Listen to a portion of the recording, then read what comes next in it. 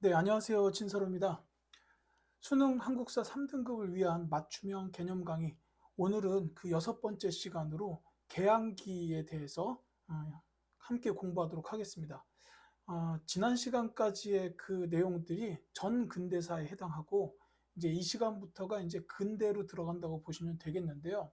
특히나 그 수능 시험에서 한국사 영역 20문제 중에 이제 요 근현대사가 차지하는 비중이 뭐 이제 적게는 뭐 13문제, 많게는 뭐 15문제까지 이렇게 나올 수가 있습니다. 그러니까 이 시간부터는 내용도 조금 많아지고 여러분들이 조금 더 집중을 하셔야 될 겁니다. 잘 부탁드릴게요. 자, 먼저 이제 아직 여기는 개항기라고 할 수는 없지만 이제 흐름상 먼저 나와야 되는 부분이에요. 흥선대원군의 정책입니다. 이제 그 철종이 세상을 떠나고 고종이 즉위를 했는데 이때 이제 고종의 아버지가 바로 흥선대원군이죠. 이제 처음엔 고종이 나이가 어려서 이제 흥선대원군이 먼저 이제 정치 전면에 나서서 이제 정치를 했습니다. 그 흥선대원군의 정책부터 보도록 할게요. 자, 먼저 왕권 강화인데 여기서 이제 비변사를 먼저 폐지합니다. 이제 앞선 시간에 했지만 세도 정치 때 요 비변사를 가지고 그 세도 가문들이 거기서부터 이제 권력을 휘둘렀어요. 그래서 비변사를 먼저 없애버립니다. 그 다음에 요 대전 회통은 법전이에요. 이제 경국대전 같은 그런 법전입니다. 이제 영조 때 뭐 속대전 나왔고 이제 정조 때 대전 통편 같은 그런 법전도 있었는데 이제 대전 회통이라는 새로운 법전을 편찬을 하게 되고 그 다음에 이제 서원도 정리해요. 이제 서원이 살인들의 세력 기반이다라고 했었는데 이제 이게 살인들이 커지고 뭐 세도 정치 들어가면서 폐해가 굉장히 많았습니다. 그래서 이제 47개 남기고 나머지 서원들은 싹 다 문을 닫게 했죠. 근데 이제 가장 중요한 키워드는 경복궁 중건 사업이에요. 임진왜란 때 불탔던 이 경복궁을 다시 짓는 사업을 흥선대원군이 벌였습니다. 이 왕권 강화의 한 대책이죠. 조선의 정궁이었기 때문에 다시 세울 필요가 있다고 판단을 했을 겁니다. 그리고 이제 이 과정에서 아셔야 될 게 원납전, 당백전을 발행했다. 요거까지는 시험에 나올 수 있어요. 이 원납전은 이제 양반들한테 좀 기부를 해달라. 원에서 납부하는 돈이다. 뭐 이런 뜻이라고 보면 되겠는데 이제 당시 뭐 양반들은 원망하면서 납부했다라고 뭐 이렇게 얘기도 해요. 근데 어쨌거나 이렇게 자발적으로 기부를 받았다는 게 원납전이고 이 당백전은 고액화폐예요. 뭐 이를테면 지금 우리 이제 뭐 수표 말고 현금으로는 5만 원권까지가 있잖아요. 근데 갑자기 500만 원권 이런 식으로 발행을 한 거예요. 그래서 이제 무분별하게 이 고액 화폐를 발행을 해버리니까 물가가 상승하는 결과가 나오겠죠. 어쨌든 여기서는 여러분들이 경복궁 중건 사업을 벌였다 하고 원납전, 당백전은 기억하실 필요가 있겠습니다. 자, 그 다음에 이제 민생 안정을 위한 대책으로 그 전까지 왜 삼정의 문란이 있었잖아요. 전정, 군정, 황고 이 삼정의 문란이 좀 있어서 그 삼정에 전부 손을 대요. 이제 양전 사업이라는 건 토지를 정확하게 조사하는 사업을 뜻합니다. 이제 전정 그러니까 토지 쪽에 세금 관련된 정책 변화고 그 다음에 이제 군정에 관해서는 호포제 양반들도 군포를 부담해라 내라 이렇게 한 거예요. 그래서 이제 이 양반들의 반발이 조금 있었겠죠. 그리고 환곡 같은 경우는 이제 봄에 곡식을 나라에서 빌리고 가을에 갚는 거였는데 당시 나라에서 너무 이자를 높게 매겨가지고 백성들이 힘드니까 이 사창이라는 거는 이제 그 지역 유지들한테 창고를 맡긴 거예요. 차라리 그게 더 나았을 거다라고 생각을 한 겁니다. 그래서 이제 지역에서 알아서 창고를 관리해라 라고 한 게 이 사창제라는 겁니다. 그리고 근데 이제 이것보다 중요한 게 이제 뒤에 나와요. 흥선대원군의 정책 중에 가장 중요한 정책은 통상수교 거부입니다. 그러니까 이 당시에 이제 세계사적으로 보면은 서양의 열강들이 막 성장을 하면서 이제 다른 나라하고 통상수교해서 경제를 발전시키려고 했어요. 그래서 이제 우리 조선에도 이렇게 여러 나라들이 와가지고 통상수교하자 뭐 이러고 이제 많이 얘기를 했다는 겁니다. 그리고 그래서 이제 이양선 이제 좀 다르게 생긴 서양의 배 뭐 이런 거고 그다음에 이제 러시아가 남하 정책을 계속 펼쳤어요. 그리고 이제 그 통상 요구에 대해서 이제 당시 조정에서는 반발하는 말이 많았습니다.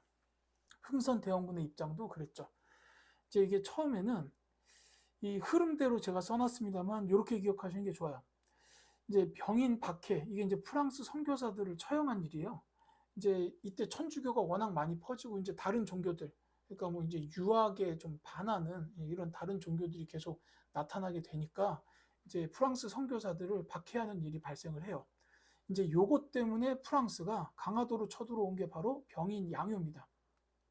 요렇게 이어져요, 사건이. 그리고 여기 이제 제너럴 셔머노 사건이라고 있는데, 이거는 미국의 상선이었던 제너럴 셔머노가 평양으로 와가지고 이제 거기 선원들이 평양에 그 주민들 집을 막 약탈하고 막 주민들 때리고 막 이제 뭐 이런 일이, 폭력적인 일이 발생을 했어요. 그러니까 이제 당시 평양 감사였던 박 교수가 야, 저 배 불태워라 뭐 이렇게 해가지고 이 제너럴 셔머노를 불태웁니다. 그래서 이제 이 사건 때문에 이번에는 미국이 쳐들어오는 게 신미양요예요. 그러니까 이렇게 되는 거죠. 양심도 없지. 자, 뭐 어쨌든 이 지네가 먼저 잘못했잖아요, 솔직히. 그러니까 이제 이 제너럴 셔머노 사건에 의해서 나중에 이제 미국이 이것도 강화도로 쳐들어와요. 이렇게 이제 흐름이 이어지고, 중간에 이제 이 남연군 묘 도굴미수 사건은 뭐냐면, 이 독일의 오페르트라는 상인이 있었어요. 역시 통상수교하자, 무역하자라는 목적으로 이제 조선에서 말을 하도 안 들어주니까 남연군 묘, 흥선대원군 아버지입니다. 이 묘를 도굴해가지고 이 남영군의 시신을 탈취해서 그걸 뭐 인질 비슷하게 잡아놓고서 이제 협상을 하려고 했던 거예요. 근데 이제 이 묘를 워낙 단단하게 만들어 놨으니까 도굴을 성공하지 못합니다. 이제 이러한 일련의 사건들이 이어지니까 뭐 흥선대원군도 그렇고 조정 신료들도 야, 이 서양 놈들하고는 상종을 하면 안 되겠구만, 이렇게 생각할 수밖에 없잖아요. 그래서 척합이 이제 비석이죠. 그러니까 서양 애들하고 통상수교 하자는 놈들은 전부 다 매국노인 줄 알아라, 뭐 이런 내용이었겠죠. 그래서 이제 그런 비석을 전국적으로 건립했다라는 건데, 여기서 여러분들이 흐름을 기억하실 때는 병인 박해에서 병인 양요로 프랑스 이어졌고, 제너럴 셔머노 사건에서 신미 양요로 이어졌다, 이렇게 이제 이해해 주시면 좋겠습니다. 이런 사건들 때문에 척하비가 건립이 된 거예요. 자, 근데 이제 이러면서 시간이 지나가지고 이제 고종이 20살을 넘기고 이제 직접 통치를 하게 되고, 흥선대원군은 이제 일선에서 물러납니다. 그리고 또 한편으로는 이제 다른 나라들이 이제 개화를 하면서 이제 점점 발전해 나가는 상황이었기 때문에 이제 우리 조선도 결국 문을 열고 개화를 해야 되지 않겠냐라는 그 통상 개화론이 대두됐어요. 이제 그래서 이제 처음으로 문호를 개화하게 된 게 바로 강화도 조약입니다. 이걸 조일, 수호, 조규라고도 부르는데요. 이 두 단어를 다 기억하십시오. 이제 수능에서 강화도 조약이라고 안 나오고 조일, 수호, 조규가 나왔던 적도 있어요. 그러니까 이 두 단어를 전부 기억해 두시면 좋겠고, 이제 공식적으로 근대가 이 강화도 조약부터 시작이 되었다라고 이렇게 이해하시면 되겠습니다. 자, 먼저 그 전에 일본이 운요 사건을 일으켜요. 이것도 강화도로 쳐들어온 거예요.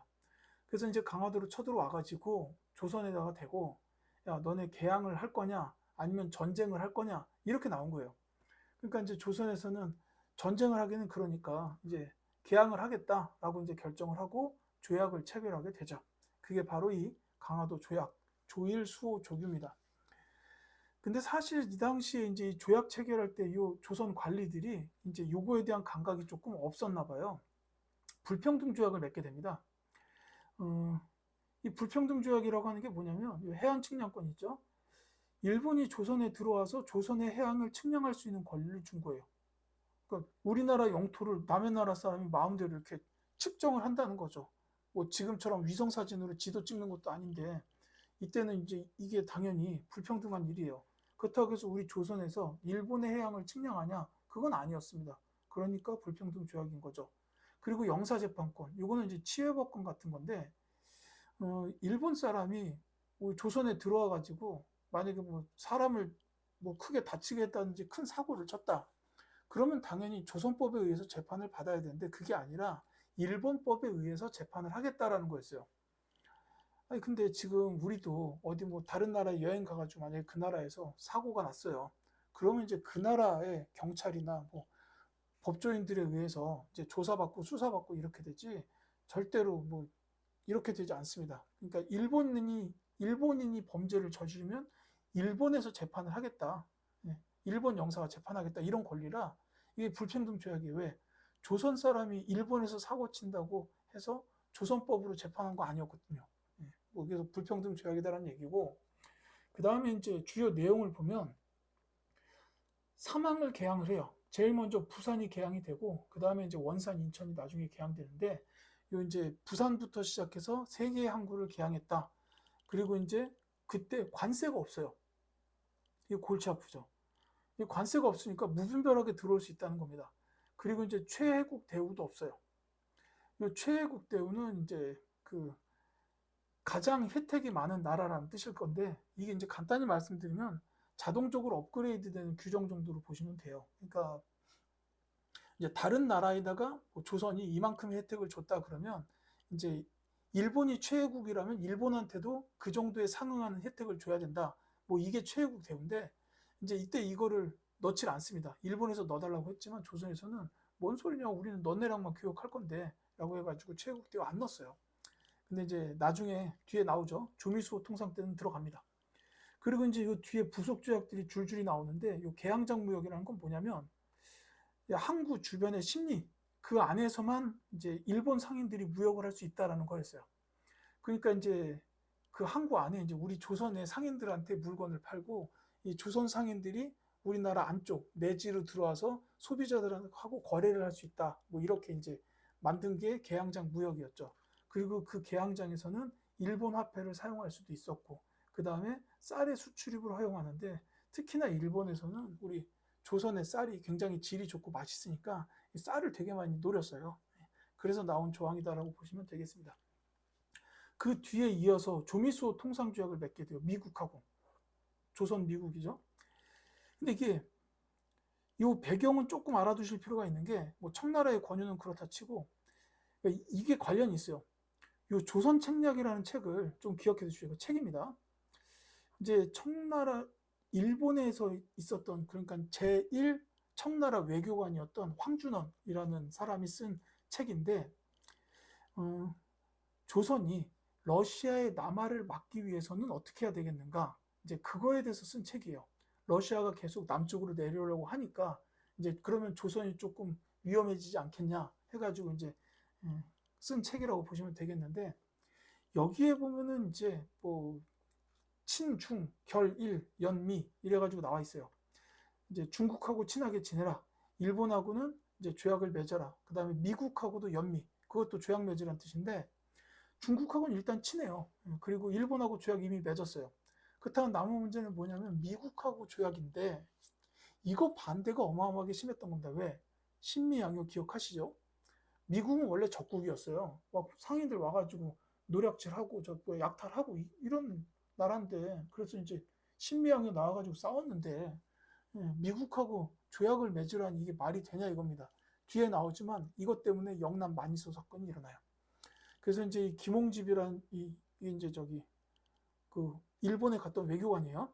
근데 이분이 조선 책략이라는 책을 들고 와서 유포를 하니까 이제 영남에서는 만인소 사건 일어나고 막 이랬지만 사실 그분들은 이제 그 정치의 주류 세력은 아니었죠. 어쨌든 이제 이런 일들을 계기로 해서 결국은 미국하고 조약을 맺게 됩니다. 이때는 이제 관세를 설정을 해요. 당연히 필요한 거죠, 이거. 그 다음에 최혜국 대우도 들어갑니다. 이제 미국한테 최혜국으로 인정을 해줘요. 그래서 이제 뒤에 일본한테도 최혜국을 대우를 해주죠. 그 다음에 이제 거중조정. 뭔가 이제 조선에 힘든 일이 일어났을 때 조선이 미국에다가 뭐를 뭐 도와달라 요청하면은 그게 이제 들어준다. 뭐 이거였는데 실제로 잘 이루어지진 않습니다. 물론 불평등 조약이었죠.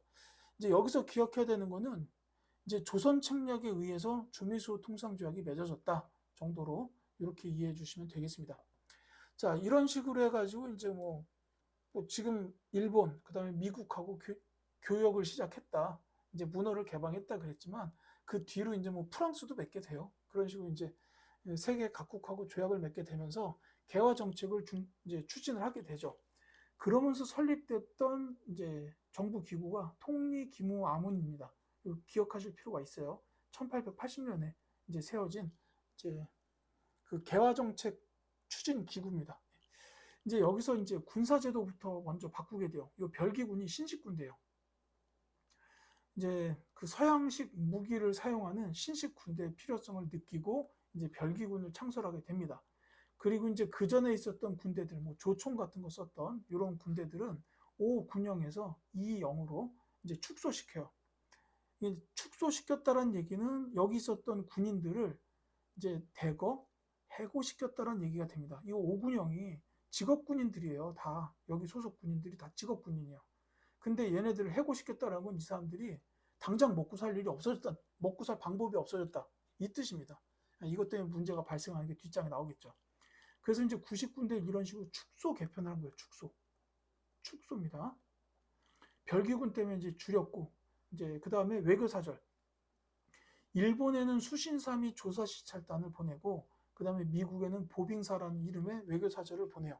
근데 이제 그 일본 같은 경우에는 이제 개항전, 그러니까 뭐 저기 뭐 광해군 때나 이럴 때는 통신사라고 불렀어요. 이제 좀 비교할 필요가 약간은 있을 수도 있어요. 이제 뭐 3등급 목표기 때문에 사실 뭐 암기까지는 필요 없습니다만, 이제 그전에는 통신사, 왜냐하면 청나라의 선진 문물을 우리가 일본에 전달하니까 통신사였고, 이제 개항 이후에는 이제 서양의 선진 문물을 일본을 통해서 받아들이는 거니까 수신사가 된 거예요. 뭐 이렇게 이해하시면 되겠고, 그 다음에 청나라 같은 경우에도 영선사라고 이제 보냅니다. 근데 그 전에는 연행사라는 이름이었어요. 이것도 이제 비슷한 이유라고 보시면 됩니다. 그래서 이제 청나라에서 그 서양 근대무기 사용법을 배워가지고 이제 요 김윤식이라는 분이 영선사로 갔다 왔다가 이제 기기창, 이제 신식 무기 창고, 이거 설치를 주도하게 되죠. 이제 이런 거는 이제 흐름 정도 이해하시면 되겠는데, 여기서 이제 별기군을 창설했다라는 거랑 90군대가 축소됐다 정도를 이해하셔야 다음 장에 나올 거예요. 자, 위정척사 운동인데요. 요거는 바른 것을 지킨다, 호위한다 이런 뜻이고, 이제 사악한 거를 배척한다예요. 여기서 사악한 게 바로 개화 정책인데, 그러니까 이제 이렇게 반발하면서 나온 것들이 이제 척화 주전론, 이게 이제 흥선대원군 때부터 나온 거예요. 이 척화 주전론이나 외양일체론 이런 게 이제 흥선대원군 때부터 나왔던 거고, 영남 만인소는 아까 말씀드렸던 조선책략, 이 김홍집이 조선책략을 들여와가지고 이 내용이 알려지니까 영남 지방의 양반 유생들이 이제 상소를 대거 올린 거예요. 안 된다. 미국하고 무슨 조약이냐? 안 된다 하고 이제 올렸지만, 이분들은 이제 정치의 주류 세력이 아니었다는 거죠. 그래서 결국은 조미수 통상조약 맺었습니다. 그래서 이제 이렇게 위정척사 운동이 여러 방법으로 벌어졌는데 받아들여지질 않아요, 아예. 그러니까 이 보수적인 유생들 위주로 했던 이 위정척사 운동이 나중에는 이제 항일 의병 운동으로 넘어가게 됩니다. 뭐 이제 최익현 같은 분들, 나중에 을사 의병, 이 최익현 같은 분들이 대표적이에요. 나라를 위해서 몸을 던졌던 진짜 보수주의자 같은 분입니다. 이런 분이 이제 나중에 의병 운동까지 벌이게 되는 이런 흐름으로 갈 겁니다. 자, 이모군란입니다. 자, 이모군란이라는 건 말 그대로 임원연에 군인이 일으킨 난인데요. 자, 배경 보시면 조금 전에 내용이 나와요. 90군대에 대한 차별. 자, 아까 저기 90군대가 5군형이었다가 2영으로 축소가 되었다 그랬죠. 그러면서 이제 많은 군인들이 잘렸어요. 나라에서 자른 거예요.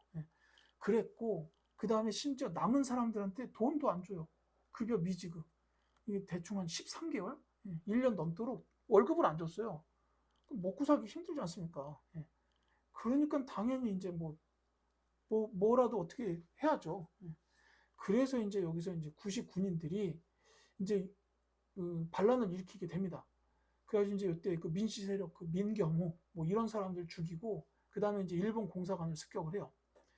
이제 여기서 뭐 써놓지는 않았지만, 별기군 교관, 신식군대죠. 그 별기군 교관이었던 일본인 교관을 죽이기도 합니다. 그래서 이제 일시적으로 그 이제 장악을 하고 흥선대원군한테 나라를 다시 맡아달라고 해서 일시적으로 재집권을 하게 돼요. 이제 근데 이제 그 사이에 그렇게 이제 일이 벌어지는 도중에 정부에서, 이건 시험에 잘 안 나오지만 상식으로 기억해 두시면 좋아요. 이게 정부 요청이 뭐냐면 청나라에다가 SOS를 했어요. 청나라에다가 진압해달라라고 요청한 거예요. 이게 이 요청이 그 진압 요청이에요. 청나라이시여 군대를 보내시어 우리의 저 90군인들 제발 진압 좀 해주세요 라고 한 거예요. 아니 이거 뭐 제 개인적인 의견이지만 이러면 저 군인들이 지금 난을 일으킨 이유가 명확한데 불러다 놓고 조금이라도 뭐 급여라도 줘가면서 협상을 벌여야 되는 거 아니냐 이거죠. 근데 난 진압해 주시라고 청나라에다 요청을 합니다. 이것 때문에 좀 꼬이게 되죠. 어쨌든 청나라에서 오케이 하고 이제 군란을 진압해 줍니다. 그러면서 이 청나라에서 여기 안 써놨지만 흥선대원군을 잡아가요. 뭐 그렇게 하고 그 다음에 이제 민씨 세력들 이 이제 민씨 세력이 그 고종의 그 저기 아내 쪽 그 명성황후가 이제 민씨 집안이잖아요. 그래서 이제 그쪽 세력들이 다시 이제 전면적으로 재집권을 하게 되는 그런 일이 이제 흐름이 이렇게 됩니다. 요 결과에 의해서 나온 게 뭐냐면 이거예요. 요건 중요합니다. 정말로 제가 예전에 한번 그 저기 오프닝 강의 때 말씀드린 적도 있어요. 조청 상민 수륙 무역 장정. 예. 아니 청나라에서 이제 뭐 부탁받고 군대 보내가지고 이제 난을 진압해 줬잖아요. 그럼 나라 대 나라의 일인데 당연히 뭔가 해줬으면 또 뭔가 줘야 돼요. 예. 그래서 청나라에서 요구해가지고 맺게 된 조약이 바로 이 조청 상민 수륙 무역 장정입니다. 이 내용이 크게는 두 가지예요. 여기에 이제 장정에 보면 청의 속국인 게 명시가 돼 있어요. 이제 사실 강화도 조약에서는 조선은 독립국이다라는 게 1항이에요. 왜냐하면은 이제 일본 입장에서는 조선과 청나라의 유대 관계를 끊어놓고 싶었어요. 그래서 강화도 조약에서는 그게 먼저 들어갔지만 청나라에서는 당연히 그게 안 좋죠. 그러니까 이 조청 상민 수용무역 장정에서는 조선은 청의 속국이다라고 명시를 해버립니다.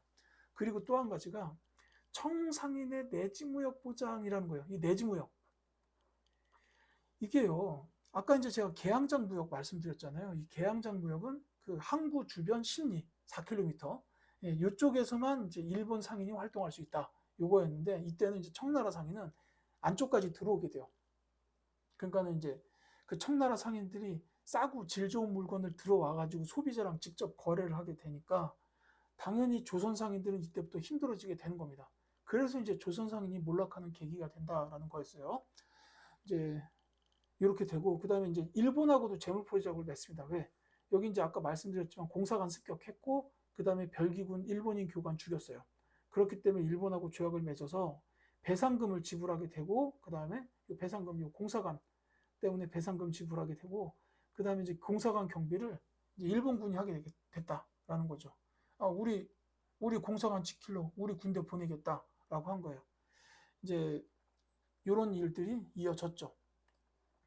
이제 그 다음에 이제 2년 후에 갑신정변이 벌어집니다. 요 갑신정변은 뭐냐면 이제 급진개화파, 이제 김옥균, 박영효 같은 이런 분들이 급진개화파로 불리는데 되게 젊어요. 이 젊은 아주 엘리트 분들인데 위로부터의 개혁, 이제 개혁을 하고자 한 거예요. 이 배경이 뭐냐면 이제 개화파들이 많이 있었어요. 당연히 이제 이제 집권 세력들이 전부 다 개화파였다고 보시면 됩니다. 그러니까 문을 열었죠. 근데 이 개화파들이 둘로 나눠져요. 온건 개화파와 급진 개화파로 나눠집니다. 이제 온건 개화파는 청나라의 방식으로 우리의 문호를 개방하자라는 거였고 급진 개화파는 일본의 방식으로 개방하자라는 거였어요. 그러니까 이게 청나라는 좀 더 천천히 이제 이렇게 한 거고 일본은 이제 개화 정책을 굉장히 급격하게 했어요. 일본의 경우에는 막 미국 들어오니까는 뭐 싸울 생각도 안 하고 하잇 한 다음에 그냥 저기 뭐냐 미일소 통상조약 바로 맺었거든요. 이제 그런 식으로 일본처럼 빨리빨리 하자라는 게 급진 개화파였어요. 당시 김옥균, 박용효 같은 이제 젊은 이제 관리들은 그 일본 따라서 빨리빨리 개화를 하는 게 우리나라한테는 좋겠다라고 생각을 했던 거예요. 이제 근데 이제 요 온건 개화파였던 사람들이 조금 더 이제 더 주류 세력이었습니다. 예, 저기 지위도 더 높았고요. 근데 이제 이 급진개화파 쪽에서 이제 특히나 이제 김옥균이 뭐 일본에 가가지고 차관을 도입하겠다. 이제 왜냐하면 이제 정책을 추진할 돈이 부족하니까 일본한테 돈을 빌리려고 했던 거예요. 근데 이제 일본 가가지고 협상을 벌였지만 실패를 했어요. 그래서 이제 입지가 약화가 됐습니다. 그러니까 이대로 가다가는 이 사람들이 전부 다 이제 나란 일 못하고 쫓겨나게 생겼어요. 그러니까 이제 갑신정변을 이제 뭐 그런 배경도 있었겠다라는 거죠. 예. 자, 어쨌거나 이 전개과정 보면은 요 말은 본문에 가끔 나옵니다. 우정총국 개국 축하연에서 일을 벌인 거예요. 이 우정총국은 지금의 우체국 같은 그런 우편기관입니다. 이 우정총국이 처음으로 생기면서 이때 이제 축하연, 그러니까 이제 오픈 기념식이죠. 이때 이제 또 민씨 세력들을 제거하고 정권을 장악하게 돼요. 그러니까 이때 이제 김옥균, 박영효, 뭐 서재필, 서광범 이런 급진기아파들이 일본하고 이렇게 몰래 해가지고 이때 이제 정권을 장악하게 됩니다. 그러면서 이제 개화당 정부를 수립하고 개혁 정강을 발표하게 되는데 이제 이때 또 정부 민씨 세력들이 이제 또 보이죠? 또 청나라에 SOS를 쳐요. 근데 이제 말씀드렸다시피 이 급진기아파가 일본의 힘을 얻고 이제 정권을 잡은 상태였어요. 그러니까 이제 여기서 오케이 하고 들어온 청나라 군대랑 일본 군대가 이제 우리나라 이제 궁 쪽에서 교전을 벌입니다. 이제 이 교전을 벌이면서 이제 청나라가 여기서 이제 승리를 거두고 이제 정변이 결국 3일 만에 실패로 끝나요. 근데 이렇게 되면서 이제 이 영향을 좀 받으셔야 될 게 일단은 일본하고는 또 한성조약을 맺어요. 그래서 배상금 지불하고 또 공사관 신축 비용 부담하게 되고 요거 조금 눈여겨 받으셔야 돼요. 텐진조약. 요건 이제 조선하고 맺은 게 아니고 청나라랑 일본 사이에 맺은 건데 이제 여기서 그 갑신정변 과정에서 청나라랑 일본군이 서로 교전을 벌였습니다. 그래서 이제 야 이래가지고는 우리 둘 다 안 되겠다 해가지고 청나라랑 일본이 동시에 철수하자. 이제 이렇게 서로 조약을 맺은 거예요. 그러면서 또 하나 한 게 혹시나 다음에 조선에 들어올 일이 생기게 되면 그때는 상대방 국가에 먼저 통보를 해라 라고 규정을 한 겁니다. 근데 한편으로는 일본이 이때 이제 패했잖아요. 그래서 이제 이 조약을 맺으면서 이를 빠득빠득 갑니다. 그러면서 이제 10년 후에 청일전쟁이 벌어지게 되는 이 빌미가 되기도 해요.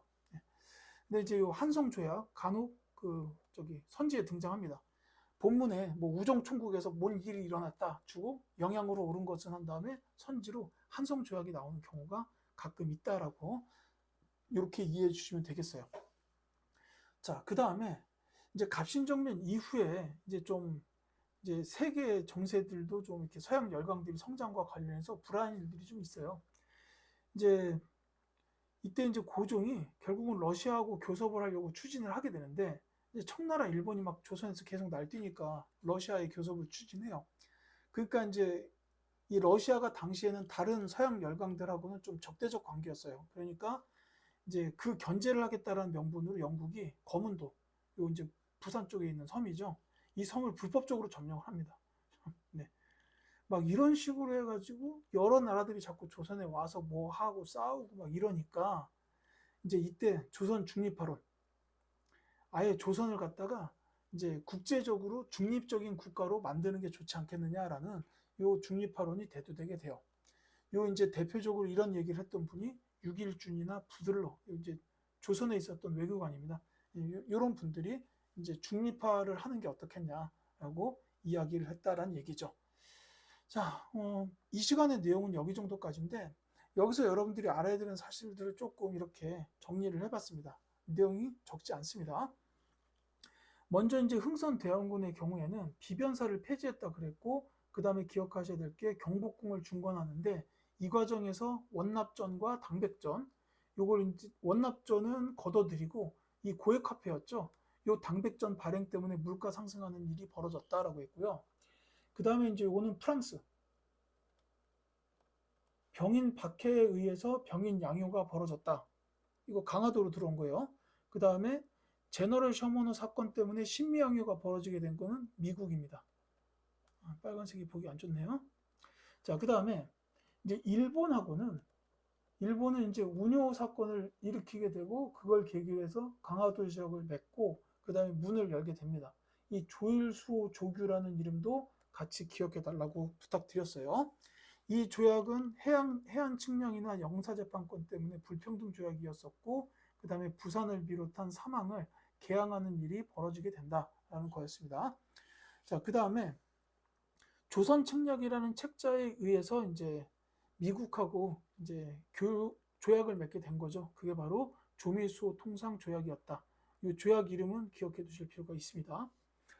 그리고 이제 임오군란에 대한 얘기죠. 90군데의 차별 및 급여 미지급 때문에 임오군란이 벌어지게 되었고, 이 임오군란 때문에 조청상민 수륙구역 장정 그리고 재물포 조약이 체결되었다라고 했는데, 이 조청상민 수륙구역 장정은 특히나 청나라 상인의 내지 무역을 허용하게 된 겁니다. 이것 때문에 이제 상인들이 좀 먹고 살기 힘들어졌다라고 말씀드렸죠. 자, 그 다음에 이제 갑신정변의 경우에는 이제 급진 개화파들이 이제 일으켰다라고 말씀드렸죠. 우정총국 축하연에서 개국 축하연이요. 거기서 이제 정변을 벌였는데 결국 사흘 만에 실패를 했고, 그 다음에 이제 한성 조약이나 텐진 조약을 맺게 되었다라는 겁니다. 이게 이제 한 사건에 대해서 그 사건 뒤에 항상 어떤 조약이 나와요. 이게 조약이 많고 복잡하지만 이 부분은 조금 기억하실 필요는 있습니다.